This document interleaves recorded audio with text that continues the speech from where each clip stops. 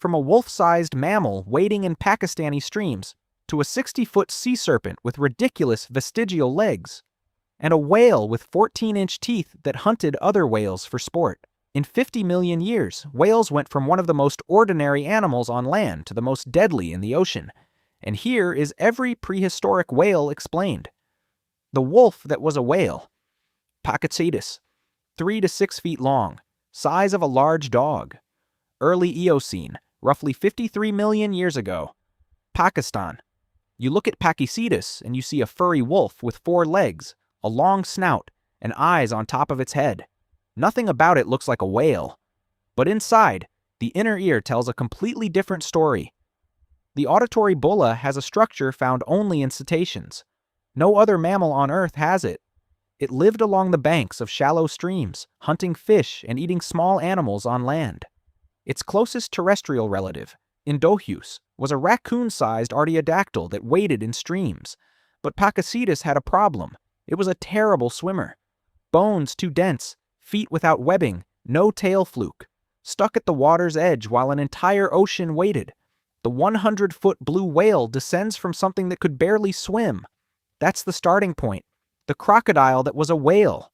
Ambulocetus, 10 to 14 feet long, roughly 400 pounds. Middle Eocene, approximately 47 million years ago. Pakistan. Picture a dark shape lying motionless in murky coastal shallows. Jaws open, eyes fixed on the surface. An animal approaches the waterline. The shape explodes upward. That was Ambulocetus.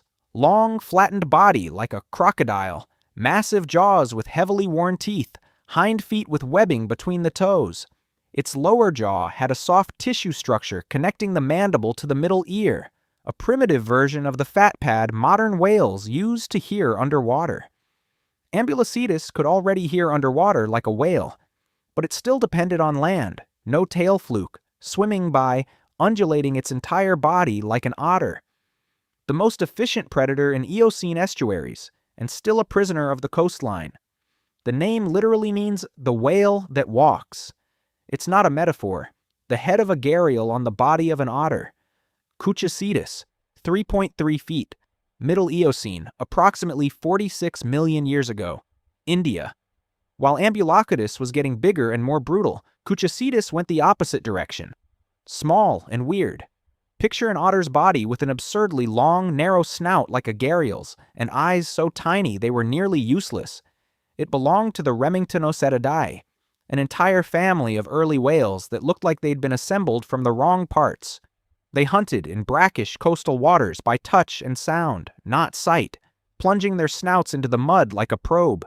This entire lineage disappeared without leaving any descendants. Dead ends aren't the exception in evolution. They're the rule. The whale that still came ashore to give birth. Rodhocetus, 10 feet.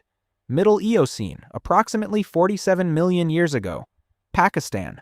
The protocetids were the first whales that could actually swim well. Rodhocetus spent most of its life in the water, had partially formed flippers and a powerful tail, but its pelvis was still connected to the spine. The hind legs still bore weight. It probably came ashore to give birth on solid ground, like modern seals. Pakicetus, a relative found in Peru, proves that protocetids crossed the Atlantic approximately 43 million years ago, with 4 functional legs. But the same body that colonized 2 oceans was too heavy for open water. Whales with legs crossed continents, but to rule the oceans, they needed to lose the legs. The fossil proof that whales gave birth on land, Maiacetus, 8.5 feet, approximately 280 to 390 pounds. Middle Eocene, approximately 47 million years ago. Pakistan. Maiacetus wouldn't be famous if it weren't for a single extraordinary fossil, a pregnant female with the fetus preserved inside the body. The fetus was positioned head first, cephalic presentation, like terrestrial mammals. Modern whales are born tail first so they don't drown during delivery. Maiacetus was born head first, because it was born on land. A single fossil captured the exact moment when whales hadn't fully abandoned land. The name means mother whale. For once in paleontology, the name is literally true. The lizard king, that was actually a 60-foot whale. Basilosaurus, 60 feet long. Late Eocene, approximately 40 to 34 million years ago. Global. When the first fossils were found in Alabama in 1834, they thought it was a giant marine reptile. The name Basilosaurus means king lizard. By the time they realized it was a mammal, it was too late. The name stuck. Basilosaurus was the first truly giant cetacean. Absurdly elongated body like a sea serpent, stretched lumbar vertebrae giving it that insane length. It still had hind legs, but at just 2 feet long, ridiculously small for a 60-foot body. Elbows, knees, ankles, toes. Completely useless for locomotion. Top predator of the Eocene oceans. It ate sharks, large fish, and smaller whales. In Egypt, Wadi al-Hitan, the Valley of the Whales, preserved hundreds of skeletons in the middle of the Sahara. Imagine walking through the driest desert on Earth and stumbling over the skeleton of a 60-foot whale. But Basilosaurus had a fatal flaw. Too specialized. Serpentine body, weak tail, dependent on whole-body undulation. When the climate shifted, it couldn't adapt. The largest predator in the ocean became an evolutionary dead end. Size is not the same as future. The whale that's probably your ancestor. Dorudon, 16 feet. Late Eocene, approximately 40 to 34 million years ago. Egypt, mainly from Wadi al-Hitan. If Basilosaurus was the monster, Dorudon was the prey. And, ironically, the future. Compact body, functional tail fluke, well-developed forelimbs. It already swam like a modern whale, using caudal oscillation. It lived in groups in warm, shallow waters. Fossils of juvenile Dorudon with bite marks from Basilosaurus show that the giants actively hunted the calves. But Dorudon's body plan was more versatile, more efficient, more adaptable, and it's most likely from something resembling Dorudon that both modern lineages, baleen whales and toothed whales, originated. The future of whales didn't come from the ocean's largest predator. It came from the prey, the whale with teeth and baleen. Aetiocetus, 8 feet. Oligocene, approximately 33 to 23 million years ago. Oregon, United States. Aetiocetus is the fossil that shouldn't exist. It had functional teeth in its jaws, but it also had grooves on the palate indicating primitive baleen. Both at the same time. The shift from hunting individual prey to filtering millions of tiny organisms is one of the biggest dietary changes in mammalian history. And Aetiocetus proves it didn't happen overnight. It happened gradually, with animals running both systems simultaneously. Evolution doesn't shut down one system before switching on the other. It runs both in parallel until it figures out which one works better. The whale that hunted whales. Livyatan, 44 to 57 feet. Miocene, approximately 10 to 5 million years ago. Peru, with isolated teeth found in Chile, Argentina, South Africa, and Australia. Named after the biblical Livyatan, species honoring Herman Melville, author of Moby Dick. And the tribute is deserved. Livyatan had 14-inch teeth, the largest biting teeth of any animal that ever lived, excluding tusks. Each tooth nearly the size of a 2-liter soda bottle. Skull, 10 feet long. Mouth, 6 feet long and 4 feet wide, 3 times the size of a killer whale's, large enough to fit the entire head of a T-Rex.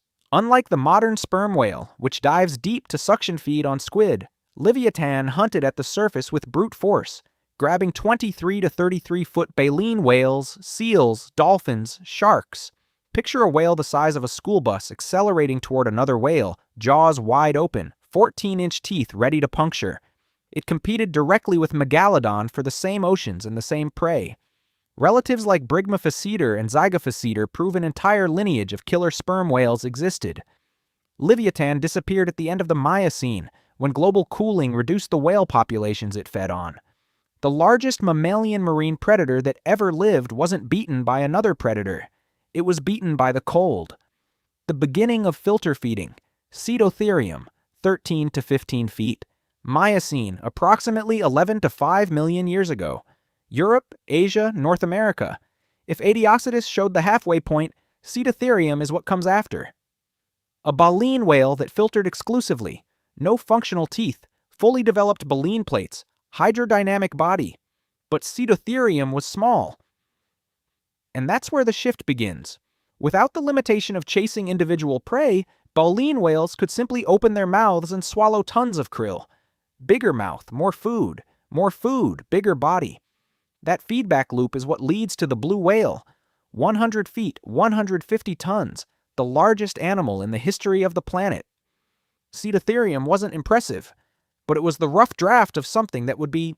In 50 million years, whales went from hoofed wolves wading in Pakistani streams to 60-foot predators with vestigial legs, then to 100-foot filter feeders swallowing tons of krill per day. Along the way, ambush crocodiles, gharial-headed otters, mothers giving birth on beaches, monsters with teeth the size of soda bottles, and impossible animals with teeth and baleen in the same mouth. Most experiments failed, but the few that worked built the largest animal that ever existed. And the story isn't over yet. If you enjoyed this video, subscribe to the channel. Every new subscriber helps us keep going. Hit the bell. And if you want to meet the 80-foot shark that competed with Livyatan for the throne of the oceans, the largest marine predator that ever lived, watch the video showing on screen right now.